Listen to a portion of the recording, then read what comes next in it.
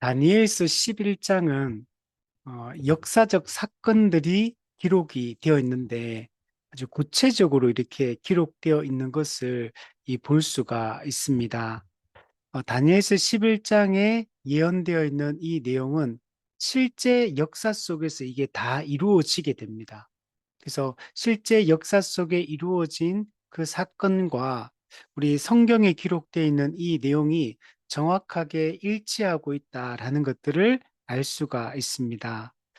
다니엘서 11장은 이 당시 거대 제국이 충돌하는 제국과 제국이 충돌하고 또 그 제국들이 흥하기도 하고 망하기도 하고 이렇게 흥망하는 그런 이야기들이 여기에 담겨 있다라는 것들을 우리가 알 수가 여러분 있습니다.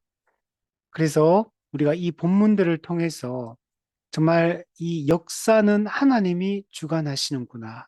예. 겉으로 볼 때는 표면적으로는 이 정말 제국의 역사인 것처럼 보이고 이 제국과 제국의 충돌처럼 보이고 힘센 나라와 힘센 나라 간의 이 싸움, 그 패권 다툼, 권력 다툼 이것이 이 인류 역사인 것처럼 보이지만 이 인류 역사의 이면에는 하나님의 역사가 흐르고 있습니다. 겉으로는 인간과 인간의 그런 충돌, 또 제국, 나라와 나라의 충돌, 이런 것들이 이 표면적으로 드러나 있지만 이 인간 역사의 너머에는 하나님의 주권과 또 하나님의 섭리가 또 하나님의 구속 역사가 도도히 흐르고 있다는 것들을 알 수가 여러분 있습니다. 그래서 이 성경에 기록되어 있는 인류 역사, 그리고 하나님이 예언하신 대로 이 역사가 실제로 성취되는데 이것을 통해 우리에게 무엇을 보여주려고 하냐면 결국 세상 나라는 흥하기도 하지만 결국에는 다 망한다는 걸 얘기를 합니다. 흥하고 망한다. 흥망. 이 세상 제국의 이 흥망에 대한 얘기를 하고 있고 반면에 하나님이 통치하는 하나님 나라는 영원할 것이다 라는 걸 보여주는 게 이 다니엘서입니다. 그래서 이 다니엘서는 전체적으로 크게 보면 이 하나의 이 구속사적 주제를 가지고 이 다니엘서 전체가 구성되어 있다라는 것을 알 수가 있습니다. 세상의 나라는 결국 다 망하지만 하나님의 나라는 영원할 것이다. 이게 성경의 아주 중요한 이 주제입니다. 우리 앞에서도 이 내용들을 우리가 살펴보았고, 이 다니엘서 11장을 통해서도 이런 내용들을 가르쳐 주고 있는 것을 볼 수 있습니다. 우리 먼저 성경 두 개 구절을 한번 찾아보고 또 이야기를 해볼게요. 우선은 다니엘서 2장 44절을 한번 우리 펴서 한번 보시기 바랍니다. 다니엘서 2장 44절. 여기 보면 이 여러 왕들의 시대에 하늘의 하나님이 한 나라를 세우시리니. 자, 여기서 이 여러 왕들은 이 세상의 왕들을 얘기합니다. 그래서 이 땅에는 수많은 왕들과 수많은 나라들이 이 땅에 세워진다는 거. 그런데 하나님께서 이, 이 여러 왕들은 다 인간 왕들이고 인간이 만든 이 세상 나라에 대한 얘기를 하는 거라면 뒤에 보면 하늘의 하나님이 한 나라를 세우시리니 하나님이 세우시는 나라가 있다는 것. 이게 바로 하나님이 통치하는 나라, 하나님 나라. 이 하나님의 나라가 세워질 거고 이 하나님의 나라는 어떻게 되냐면 영원히 망하지 아니할 것이요. 또 그 국권이 주권이 다른 백성에게로 돌아가지도 아니할 것이요. 도리어 이 모든 나라, 이 세상 나라를 쳐서 멸망시키고 이 하나님의 나라가 영원히 설 것이다 라고 얘기를 하고 있는 겁니다. 그 다니엘서 2장 44절이 이 다니엘서 전체 이 12장까지의 핵심적인 주제요 가르침이라고 할 수가 있습니다. 우리 한 구절 더 찾아보면 다니엘서 7장 27절,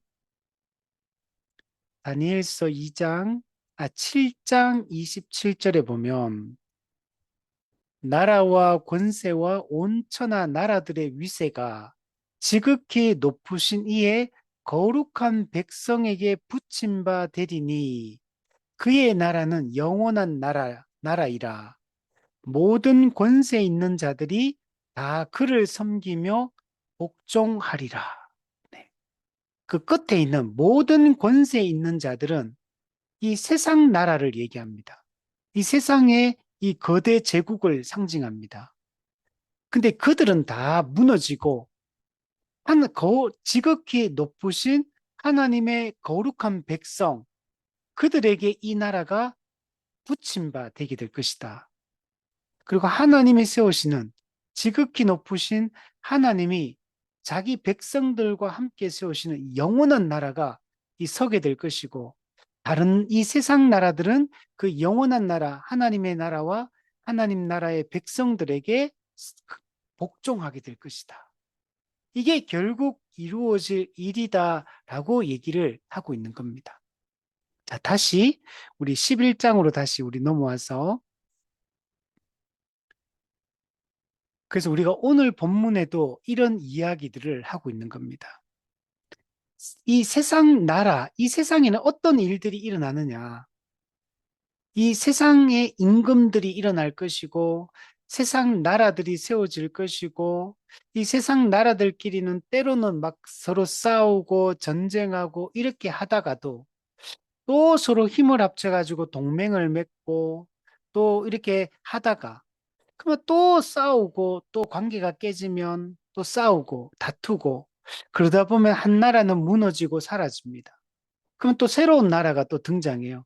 그러면 또 다른 나라와 또 힘겨루기를 하면서 싸우고 다투고, 그러면 또 무너지면, 그러면 또 새로운 나라가 또 세워지고, 인류 역사는 이 인간이 세우는 이런 나라들이 일어났다가 싸우다가 사라졌다가 또 새로운 나라가 세워지고 또 싸우고 또 흥하다가 또 망하고 또 새로운 나라가 일어나고 또 싸우다가 흥하고 망하고, 이런 일들이 끊임없이 이 땅에는 계속 반복된다는 걸 알 수가 있습니다.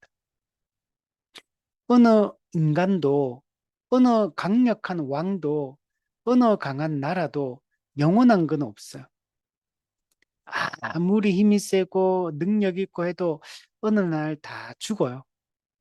그리고 세상 나라가 그렇게 오래 가는 것처럼 보여도 결국에는 다 그 권세 있는 나라들도 다 멸망하고 망한다는 것들을 볼 수가 여러분 있는 겁니다.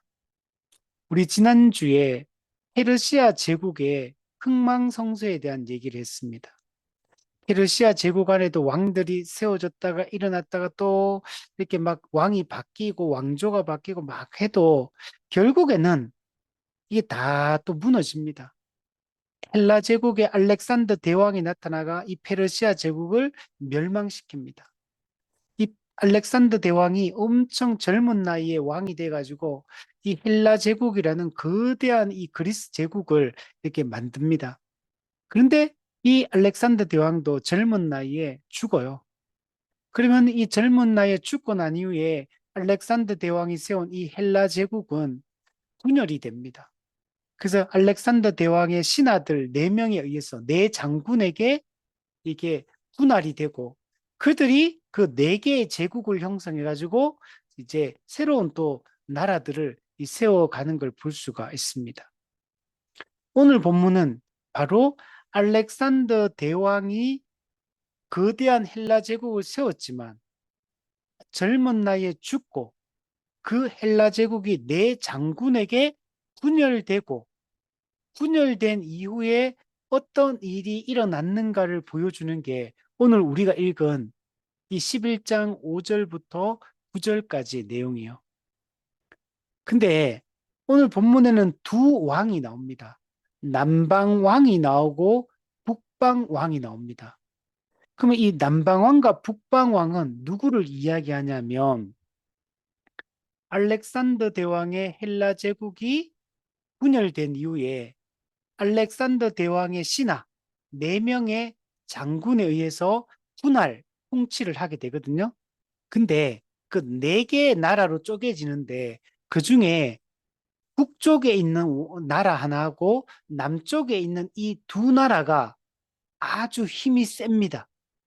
4명의 장군에 의해서 4개의 나라로 쪼개졌는데 그 중에 2개의 나라는 별로 힘이 없어요. 그 2개 나라는 별로 힘이 없고, 근데 북쪽에 있는 그 나라하고 남쪽에 있는 2개의 나라가 그 4개 제국 중에서도 가장 큰 힘을 형성을 여러분 하게 됩니다.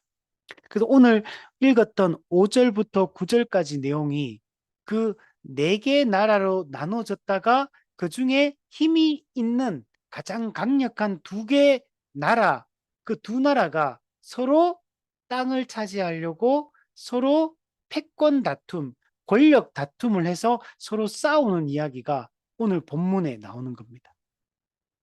그래서 역사적으로 보면 헬라 제국이 분열된 이후에 2개 거대 이 나라가 서로 이 권력 다툼을 하는 이야기. 이게 실제로 역사 속에서 일어났던 일입니다. 자, 그 중에서 이 남쪽에 있는 이 왕을 남방왕이라고 말하고 북쪽에 있는 나라가 북방왕이라고 얘기할 수 있어요. 그럼 이 남방왕은 누구를 얘기하냐면 당시 애굽, 우리 출애굽기에서 살펴보았던 애굽, 이집트를 중심으로 해가지고 하나의 제국이 형성이 되고 북쪽에는 시리아 그리고 메소포타미아 오늘날에 그 오늘날로 따지면 지금 시리아 있잖아요. 그 이스라엘 위에 있는 나라 시리아 그리고 그 이라크 그 메소포타미아가 지금 그 이라크 지역이거든요. 그래서 시리아와 메소포타미아를 중심으로 이 북방 왕이 이렇게 세워져서 2개 나라가 권력 다툼을 하는 겁니다. 이거는 역사적으로 이때만 그랬던 게 아니고 그 이전에도 그랬어. 항상 남쪽에는 이집트, 우리 4대 문명 발상지 중에 하나이죠. 이집트. 그리고 북쪽에는 시리아, 메소포타미아. 여기는 또 4대 문명 발상지 중에 하나예요. 여기가 메소포타미아 문명이 꽃피었던 이집트에는 나일강을 중심으로 이집트 문명이 발생했고 북쪽에는 티그리스 유프라테스 강을 중심으로 메소포타미아 문명이 과거에 만들어졌었어요. 근데 이게 나중에 지금 이 시간이 지나가지고 지금 어떻게 됐냐면 지금 헬라 제국 때 4개 나라로 쪼개졌고 그중에 2개 거대 주요 세력이 된 거예요. 그래서 이집트를 중심으로 프톨레미 왕조가 세워지고 북쪽의 시리아 메소포타미아를 중심으로 셀류쿠스 왕조 2개의 나라로 나뉘어졌는데 이 2개 나라가 서로 싸우는 거야. 충돌하는 거. 왜? 더 자기가 권력을 독점하려고 더 강력한 자기 나라를 만들려고 서로 싸우는 이야기가 오늘 본문에 남방왕과 북방왕의 이야기다라고 얘기를 할 수 있습니다. 그리고 중요한 거는 이 남방왕과 북방왕이라는 이 거대 제국이 있잖아요. 근데 그 사이에 이 2개 나라가 전쟁을 하려면 항상 서로 이게 지나가잖아요. 왔다 갔다 하면서. 근데 그 중간에 누가 있냐면 이스라엘 땅이 있는 거. 하나님의 백성이 살고 있는 이 팔레스타인 땅이 거기 딱 있고 남쪽과 북쪽에 거대 제국이 서로 막 싸우고 있는 겁니다.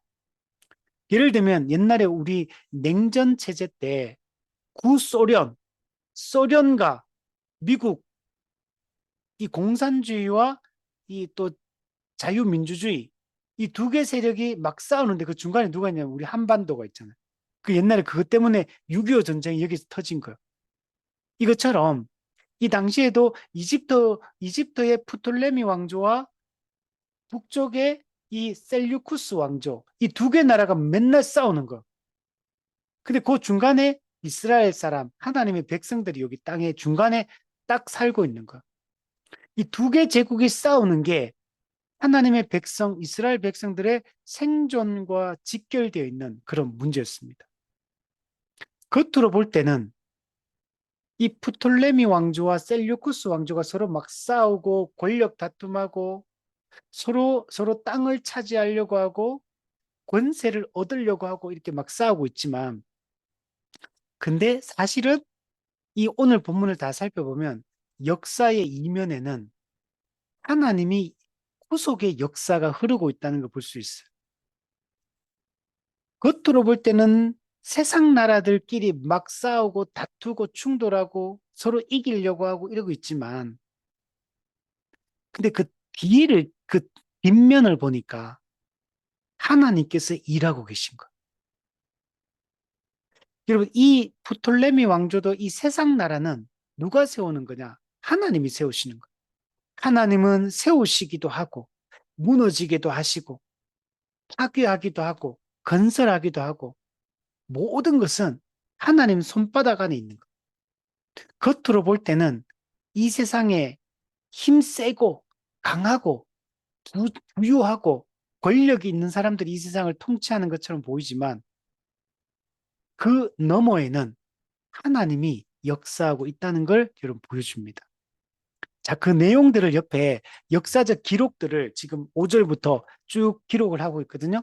제가 간단하게 설명을 드리면 우선 5절에 보면 남방의 왕들은 강할 것이나 그 군주들 중 하나는 그보다 강하여 권세를 떨치리니 그의 권세가 심히 클 것이다.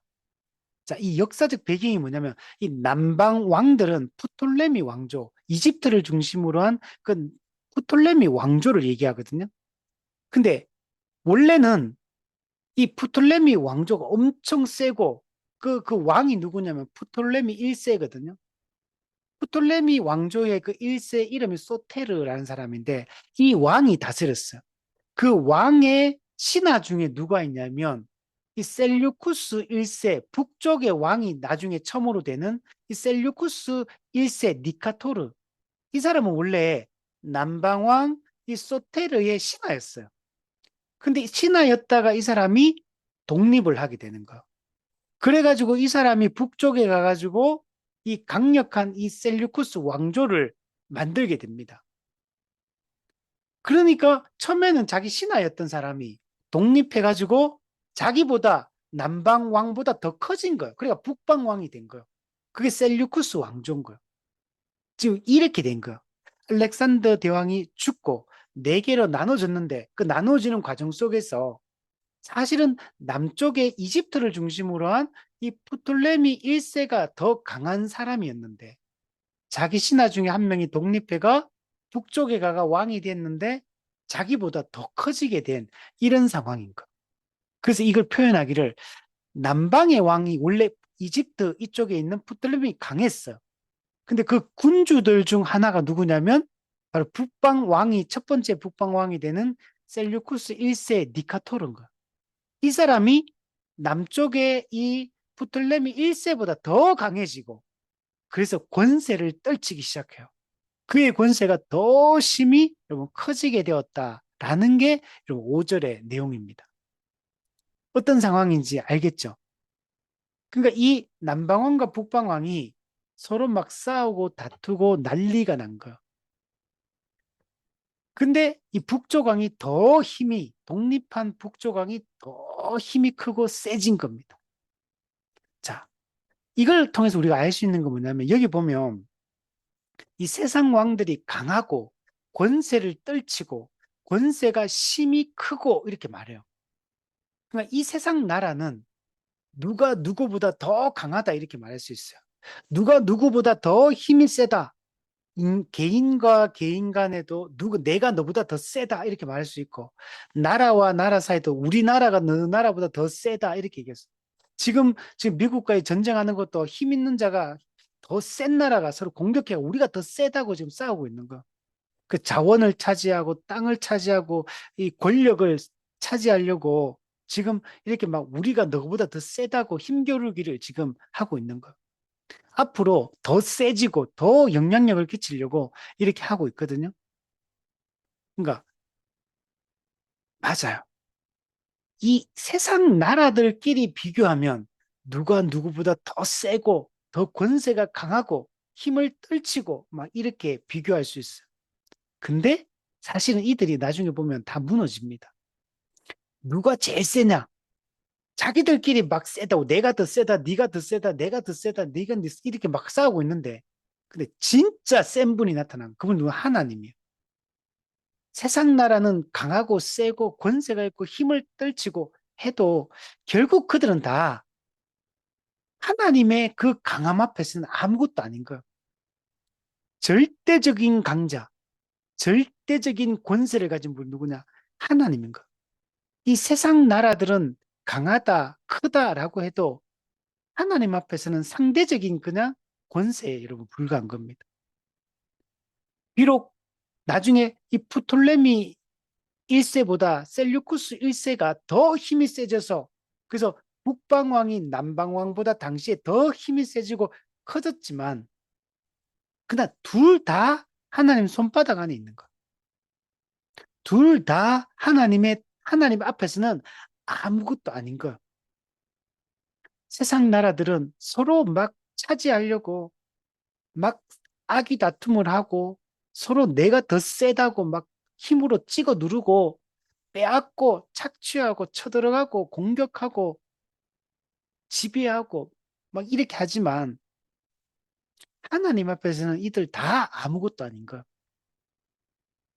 모든 것은 하나님의 뜻과 그분의 영원한 이 주권 아래 다 있는 거야. 그래서 우리가 알아야 될 거는 세상 나라가 아무리 커도 하나님 앞에 아무것도 아니라는 사실을 인식을 하는 게 중요해요. 그래서 다니엘서 4장 17절에 보면 지극히 높으신 이가 사람의 나라를 다스리시며 이 사람의 나라를 인간이 다스리는 줄 알았는데 제국이 다스리고 힘 있는 자들이 다스리는 줄 알았는데 아닌 거예요. 지극히 높으신 하나님이 세상을 다스리는 거예요. 자기 뜻대로 그것을 누구에게든지 주시며 하나님은 이 세상 나라는 자기가 권세가 힘이 있으니까 자기 마음대로 하는 것처럼 보여도 하나님이 자기 뜻대로 이 나라를 그 사람을 세운다는 거예요. 또 하나님은 지극히 천한 자를 그 위에 세우시는 줄을 사람들이 알게 하려 합니다. 지금은 막 미국이 세고 러시아가 세고 중국이 세고 막 이란은 자기가 세다 그러고 막 전부 다 자기가 세다고 다 말해요 지금. 막 싸우고 전쟁하고 막 무기로 공격하고 막 또 돈이 많은 사람들 이스라엘 그 이스라엘 그 미국의 거대 자본들 그 자기들이 막 힘으로 막 찍어 누르고 막 하려고 하죠. 일본도 중국도 영국도 프랑스도 독일도 막 다들 힘이 세 전부 자기가 잘났다 그러고 막 근데 아무리 그렇게 막 날뛰고 자기가 세다고 얘기해도 여러분 세상 나라를 다스리는 분은 하나님이에요. 역사를 주관하는 분은 하나님입니다. 지극히 높으신 하나님이 사람의 나라를 다스리고 지극히 높으신 하나님이 허락함이 없으면 아무도 그 나라가 설 수도 없고 그 통치자가 세워질 수도 없는 거예요. 하나님이 누구에게든지 이 세상 나라는 다 주신다는 거. 하나님의 주권적인 뜻 가운데 하나님이 통치하고 계시다. 우리는 이걸 잊지 말아야 돼. 우리가 진정으로 두려워야 할 분은 하나님이에요. 하나님이 모든 걸 다스린다. 자, 근데 6절에 보시면 몇 해 후에 그들이 서로 단합하리니 곧 남방 왕의 딸이 북방 왕에게 가서 화친하리라. 네. 재밌지 않습니까? 서로 막 남방왕과 북방 막 싸우고 난리가 났잖아요. 부틀레미와 왕조와 이 셀류쿠스 왕조가 막 싸우고 다투고 막 했거든요. 이러다가 갑자기 몇 년이 지났어요. 근데 갑자기 남방왕과 북방이 서로 단합을 해. 화친을 하고 서로 막 사이좋게 지내자고 그러고 막 그렇게 합니다. 어떻게 하냐면 아까 전에 남방왕보다 북방왕 힘이 더 세졌다 그랬잖아요. 둘이 막 싸우고 전쟁하고 했거든요. 그러다가 먼저 남방왕, 이집트 쪽에 있는 남방왕이 북방왕에게 먼저 찾아가서 우리 더 이상 그만 싸우자. 이렇게 화친을 제약하는데 그때 어떻게 하냐면 남방왕이 자기 딸을 북방왕에게 시집을 보냅니다. 그래서 보면 그 시집을 이렇게 보내가지고 이 결혼을 시킵니다. 이게 역사적으로 실제로 이렇게 됩니다.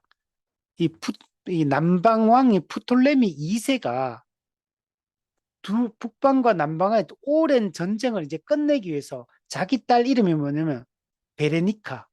베레니카 자기 딸 공주를 북방의 당시 왕이 누구냐면 안티오쿠스 2세입니다. 이 사람한테 자기 딸을 시집 보내가지고 이제 더 이상 전쟁하지 말자. 우리 서로 너무 오래 싸웠다. 이제 평화롭게 지내자. 이렇게 하면서 정략 결혼을 시키는 거예요. 전쟁을 끝내기 위해서. 왜? 남방왕이 힘이 약하거든요. 그러니까 남방왕이 힘이 약한 나라가 힘이 강한 나라한테 우리 내 딸을 너한테 줄 테니까 정략 결혼회가 이제부터 우리가 이제 싸우지 말고 평화롭게 지내자. 이렇게 정략 결혼을 시킵니다. 자, 그렇게 하면 두 나라가 이제 처음에는 평화롭게 잘 지냅니다. 근데 어떤 문제가 발생하냐면 이 동맹이 이 정략 결혼을 통해 만들어진 이 동맹이 여러분 처참하게 깨지게 됩니다. 6절에 보면 그러나 그 공주의 힘이 쇠하고 그 왕은 서지도 못하고 권세가 없어질 뿐 아니라 그 공주와 그를 데리고 온 자와 그를 낳은 자와 그때 도와주던 자가 다 버림을 당하리라. 자, 아까 전에 이 남방왕의 딸 베로니카와 누가 결혼했냐면 셀류쿠스의 안티오쿠스 2세하고 결혼했거든요. 그둘 사이는 괜찮아. 둘 사이는 괜찮은데 문제는 뭐냐면 이 안티오쿠스 2세가 베로니카하고 남방왕 딸하고 결혼을 하려고 전처가 있었는데 이혼을 해버렸어. 그 전처 이름이 라우디케라는 그 원래 부인 결혼했는 사람이에요. 근데 자기 라우디케 전처하고 이혼하고 남방왕의 딸 베로니카하고 결혼을 한 거예요. 근데 그러면은 전처 입장에서는 어떻습니까? 완전 날벼락을 맞은 거잖아요. 자기가 그 왕비인데 갑자기 자기 남편이 자기를 버리고 이혼하고 갑자기 저기 그 남방왕의 딸 베로니카하고 결혼한다 그러니까 이혼당한 전처 입장에서 얼마나 화가 나겠어요. 그리고 어떻게 하냐면 이 라우디케가 자기 남편 그 안티오쿠스 2세 저 베로니카와 결혼했던 그 당시 북방왕 자기 남편이었죠. 이 사람을 독살합니다. 독을 타가지고 죽여 독살을 합니다. 그리고 나서 이 라우디케가 자기 남편을 빼앗아간 이 베로니카 그리고 베로니카 난 아들을 죽여버립니다. 그리고 베로니카의 아버지 그, 그 아버지가 있거든요. 그 사람도 죽여버려요. 남방왕을 죽여버린 거. 베로니카의 아버지도. 그 이게 지금 처음에는 정략 결혼해가지고 이제 그러면 막 잘 살 것 같았잖아. 안 싸우고 이제 평화롭게 지내고. 근데냐 배신하고 막 암살하고 독살하고 죽이고 막 집안까지 다 죽여버리고 막 이 싸우고 난리가 나는 거예요. 그래서 여기서 보면 그 공주의 힘이 쇠했다 이 말이 베로니카가 죽은 걸 얘기하는 거. 그리고 그와 함께 했던 모든 사람을 다 죽여버립니다. 그래서 뒤에 보면 다 버림을 받았다. 지금 이렇게 얘기를 하는 겁니다. 인간끼리 서로 막 동맹 맺고 정략 결혼하고 막 우리 이제 서로 이제 조약을 맺어가지고 이제는 평화롭게 지내자 정치적 동맹 운명 공동체를 만들어서 이제 우리 평화롭게 이제 살아가자 우리의 안전을 보장하자 이렇게 막 하잖아요. 근데 이 인간들끼리 하는 이 평화협정 정략 결혼 인간적인 이 모든 술수들 이런 걸로 진정한 평화가 찾아오는 게 아닌가. 결국은 다 배신하고 서로 막 죽이고 이렇게 되는 거. 그리고 하나님을 의뢰하지 않고 하나님을 두려워하지 않고 인간의 이 머리를 짜내가지고 이 꼼수를 부리고 이 잔꾀를 막 해가지고 인간이 이 땅에서 자기 생명을 유지하고 이 땅에서 잘 먹고 잘 살고 이 땅에서 뭐 안전함을 누리고 행복하게 살고 이 꿈꾸는 이 모든 것들은 다 여러분 인간적인 술수에 불과한 거. 이거는 전부 다 결국은 다 무너져요. 인간적인 이 모든 시도는 본질적으로 한계를 가지고 있는 거. 인간은 다 서로 믿을 수가 없는 존재예요.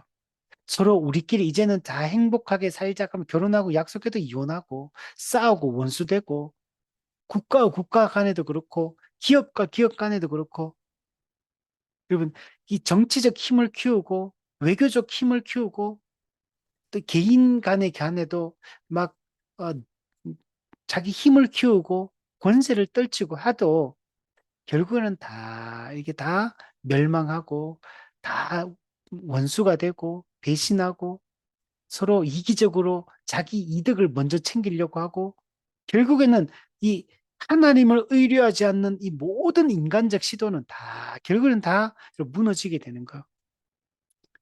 여러분 이 세상 나라들을 이 세상의 이 힘을 의지하려고 하고 세상 어떤 세상 사람들을 도움을 구하려고 하고 이 세상적인 이 돈을 의지하려고 세상의 권력과 힘과 이런 외교와 이런 것들 다 이게 막 어, 이걸 의지해서 살려고 해요. 자기 안전을 보장하려고 하고 평화를 찾으려고 하고 그러나 그러면 하나님을 의지하지 않는 이 모든 것들은 다 결국은 다 무너져요.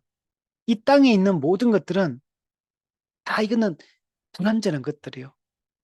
오직 하나님만이 우리를 붙드시고 우리를 살리시는 그런 분이라는 걸 여러분 잊지 말아야 됩니다. 모든 인간적인 동맹은 결국은 다 실패합니다. 이게 세상 나라의 본질이고 세상 나라의 한계를 보여줍니다. 하나님 없이 인간끼리 행하는 이 모든 이 시도들, 평화를 구축하려고 하는 시도들, 결국 다 깨지잖아요.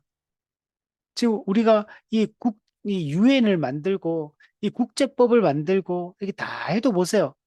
이 지금 이 전쟁들이 다 법을 어기는 것도 국제법을 어기는 거거든요. 그런데도 힘이 있고 권세가 있으면 러시아도 우크라이나 침공하고 미국도 이란 공격하고 이스라엘도 돈이 있고 힘이 있으니까 미국을 의지해서 또 막 여기저기 다 공격하고 그 힘이 있으면 싸우는 거야. 힘으로 찍어 눌러버리는 거야. 근데 이건 다 모래 위에 지은 집과 같은 거야. 하나님이 없는 세상의 모든 것들은 다 결국에는 기초가 다 부실하기 때문에 무너지는 겁니다. 오직 하나님을 의지하고 하나님이 주시는 그 평화만이 정말 우리를 살게 하는 그런 안전지대가 여러분 되는 겁니다. 자, 그리고 나서 여러분 7절에 보세요. 자, 그런데 또 반전이 일어납니다. 이게 다 버림을 받았잖아요. 자, 그러나 그 공주의 본 족속, 이 남방의 이 왕조를 얘기합니다. 그 공주의 본 족속에게서 난 자 중에 한 사람이 왕위를 이어 권세를 받아 북방왕의 군대를 치러 와서 그의 성에 들어가 그들을 쳐서 이기고, 네. 아까 전에 누가 더 강하다고 했어요? 남방이 강하다고 했습니까? 북방이 강하다고 했습니까? 북방이 더 강했거든요. 근데 이런 과정을 거치고 나서 갑자기 남방왕이 약했는데 이 남방왕 중에 이 프톨레미 3세라는 아주 강력한 이 프톨레미 왕조의 왕이 이게 나타납니다. 이 사람이 힘이 세져요. 그래서 남방왕이 점점 힘이 세져가지고 북방을 쳐들어갑니다. 그 쳐들어가가지고 싸워가지고 이겨요. 그래서 8절에 보면 북방왕의 그 신들과 부호 만든 우상들과 은과 금의 아름다운 그릇들은 다 노력하여 애굽으로 가져갈 것이요 몇 해 동안은 그가 북방왕을 치지 아니하리라. 자, 그래서 남방왕이 북방에 쳐들어가가 프톨레미 3세가 쳐들어가가 북방왕의 그 있는 모든 귀한 것들 다 빼앗아 와요. 노력하고 착취하고 그래가지고 가지고 와요. 그래서 몇 년 동안은 더 이상 북방을 안 칩니다. 근데 구절에 보세요. 북방왕이 남방왕의 왕국으로 쳐들어갈 것이나 자기 본국으로 물러가리라. 이게 남방이 북방을 침공 안 하고 있을 때 북방에서 또 왕이 나타나가지고 북방이 또 힘을 모아가지고 우리 지난번에 남방이 우리나라 쳐들어와가지고 우리나라 진귀한 보물들과 다 훔쳐갔다. 다 빼앗아갔다. 우리 열받으니까 우리 복수하자. 해가 북방에서 또 군대를 모아가지고 남방을 또 쳐들어가가지고 막 싸워요. 근데 남방이 아직 더 힘이 세. 그래가 북방하고 쳐들어갔는데 못 이겨. 그래가 북방이 다시 북방 군사들이 북방으로 다시 돌아와요. 회군을 합니다. 그게 지금 9절까지 내용이에요. 자, 이거는 뭘 보여주냐면, 이 보세요. 처음에는 남방이 셌다가, 북방이 세졌다가, 북방이 남방과 다시 남방이 힘이 약하니까 서로 화친해가지고 동맹을 정략 결연해가 우리 이제 안 싸우지 말 싸우면 우리가 손해다 이렇게 생각하는 거죠. 그 정략 결연해가 너가 우리 더 이상 쳐들어오지 마라. 내 딸 너한테 줄게. 해가 막 잘했어. 근데 갑자기 그 북방왕의 전처가 나타나가 막 독살하고 막 죽이고 막 해요. 그러다가 북방이 더 세고 있다가 갑자기 남방왕의 왕이 대단한 왕이 나타나가 갑자기 북방 쳐들어가가 북방 싸워 이겨요. 그 북방은 또 열받으니까 또 군대 모아가 또 남방 쳐들어가고 왔다 갔다 이렇게 막 하는 거. 이 나라가 세졌다가 저 나라가 세졌다 이 나라 세졌다 저 나라 세졌다. 그냥 이게 여러분 이거는 한 단면을 보여주는 거야. 인간 역사가 이런 거예요. 이 세상이 역사가 다 이렇게 진행되었는 거야. 옛날에도 우리나라도 다 똑같아요. 여기가 세졌다가 여기가 세졌다가 여기가 세졌다가 또 새로운 나라가 세졌다가 왔다 갔다 이러고 있는 거. 결국에는 그 세다고 했던 나라, 권세 있고 힘이 있다는 나라 다 무너져요. 결국 여러분 이 지금 보세요. 지금 남방왕이 더 세잖아요. 근데 이거 다 헬라 제국이거든요. 근데 이건 헬라 제국은 좀 있으면 누구한테 망하냐면 로마 제국에게 망해요 또. 여기서 막 센 사람 나중에 그 셀류쿠스 북쪽의 왕조 중에는 유명한 왕이 나타나요. 안티오쿠스 에피파네스 4세라는 아주 강력한 왕이 나타나요. 그 왕이 나타나가 다시 밑에 남방을 쳐들어갑니다. 쳐들어갔다가 돌아오는 길에 그 중간에 있는 이스라엘을 침공해가지고 이스라엘을 또 막 공격하고 그 여호와의 성전에 있는 기물들 막 다 빼앗아가고 막 그 성전에서 막 돼지고기로 막 우상 숭배하고 그 막 모욕하고 처참하게 막 굴고 막 그래요. 근데 이 다들 어떻게 되냐면 결국 또 로마 제국에 또 무너져. 로마 제국이 막 그래가 아주 가장 강력한 나라를 만들어 로마 제국이. 1000년 동안 로마 제국이 가요. 근데 로마 제국은 또 나중에 또 로마 제국이 스스로 또 멸망해버려 또. 내부적인 부패로, 분열로 때문에. 그리고 로마 제국 무너지고 나서 그때부터 누가 나타나면은 유럽이 나타나, 유럽. 게르만 민족, 이런 앵글로 색슨족, 이런 영국 이런데, 프랑크족, 막 이렇게 막 나타나가지고, 또 나중에 로마 제국의 명성을 이어가려고 역사적으로 보면 신성 로마 제국, 독일을 중심으로 신성 로마 제국을 또 만들어가 막 세져가지고 중세시대 막 또 막 종교개혁 일어나기 전까지 막 신성 로마 제국이 막 강력한 힘을 떨쳐. 그러다가 이제 막 서로 싸우고 막 하다가 나중에 보면 또 나중에 옛날에 또 스페인의 무적 함대 나타나고 스페인이 막 엄청 세지고 영국이 또 막 대영 제국 그러면서 막 식민지 제국주의 시대 막 나타나 포르투갈, 프랑스, 독일 전부 막 식민지 막 해가지고 전 세계를 해가 그때 또 이쪽에는 일본이 또 나타나고 일본이 또 제국주의 하면서 막 싸우고 그럼 우리나라는 일제 그 되고 근데 또 시간 지나니까 또 이게 나중에 또 소련이 또 확 커졌다가 미국이 또 확 커져가지고 그러다가 또 소련이 또 무너지고 미국만 남았어. 근데 또 갑자기 중국이 또 확 살아나. 그 지금 미국과 중국이 막 패권 싸움에서 막 서로 다투고 있고 지금.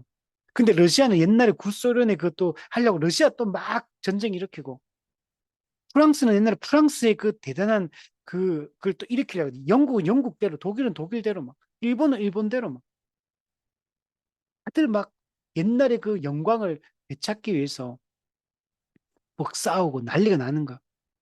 이러면 또 이제 또 이 나라들이 또 중국도 미국도 또 약화되겠죠.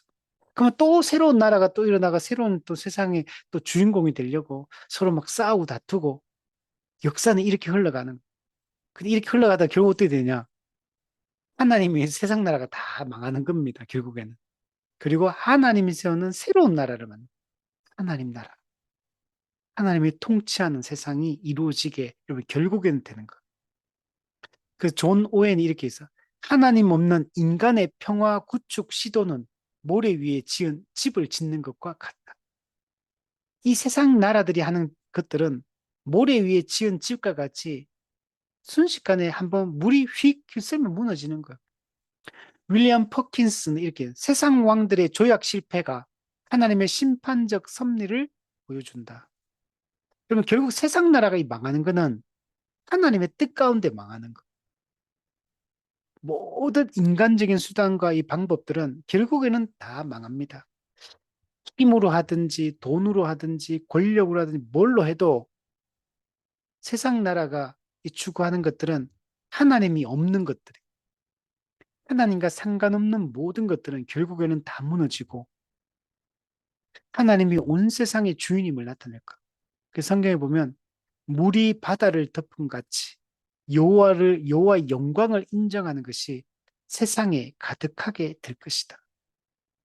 결국에는 하나님이 통치하는 세상이 만들어지고 하나님을 믿는 자만이 그 하나님이 통치하는 세상, 그 영원한 천국에서 그 하나님이 주시는 그 평안과 안식과 위로와 그 충만함을 누리며 살게 되는 겁니다.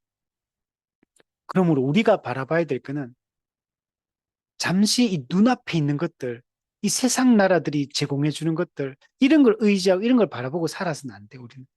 성경이 가르치고 있는 정말 하나님의 말씀, 하나님이 또 세우실 나라, 하나님 나라, 이걸 우리는 꿈꾸며 살아가야 돼. 이 땅에서부터 우리는 이것을 꿈꾸며 이 속히 이 하나님이 통치하는 이 세상이 될 수 있도록 여기는 죄도 없고 죄 때문에 고통당하는 것도 없어. 눈물도 없고 아픔도 없고 곡하는 것도 없고 슬픔도 없고 죽는 것도 없고 갈등도 없고 피곤함도 없고 하나님이 통치하는 세상만이 우리에게 진정한 기쁨과 평안과 안식을 줄 수 있는 겁니다. 우리 이것을 꿈꾸며 우리는 살아가야 됩니다. 우리 다시 우리 아까 다니엘서 2장에 이 여러 왕들의 시대에 하늘의 하나님이 한 나라를 세우시리니 이것은 영원히 망하지도 아니할 것이요 그 국권이 다른 백성에게로 돌아가지도 아니할 것이요 도리어 이 모든 나라를 쳐서 멸망시키고 영원히 서게 될 것이다. 우리 이런 세상을 우리가 꿈꿨으면 좋겠습니다.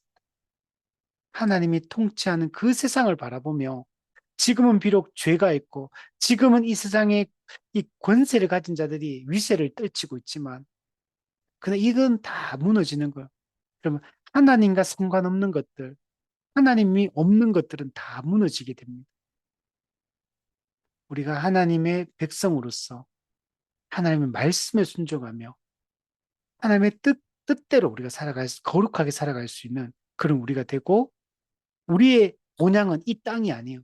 지금 살고 있는 이 모습이 우리의 영원한 모습이 아니에요. 하나님이 더 나은 본향, 하나님이 세우시는 영원한 세상, 하나님 나라를 우리한테 주실 겁니다. 우리가 그 땅에서의 삶이 우리의 진정한 현실이에요. 이 땅에서는 눈물과 곡함과 아픔과 여러분 이 가난함과 이 결핍과 이런 게 가득하지만 하나님 나라는 이런 게 다 사라지고 없는 세상. 우리가 그 세상을 바라보는 사람. 우리가 그 세상을 바라보는 사람은 지금 이곳에서 지금부터 똑바로 살아야 되는 거예요. 성경 말씀을 붙들고 그 말씀에 순종하며 하나님을 예배하며 거룩하게 죄를 짓는 걸 그치고 하나님의 뜻대로 살아갈 수 있는 그런 우리가 되었으면 좋겠습니다.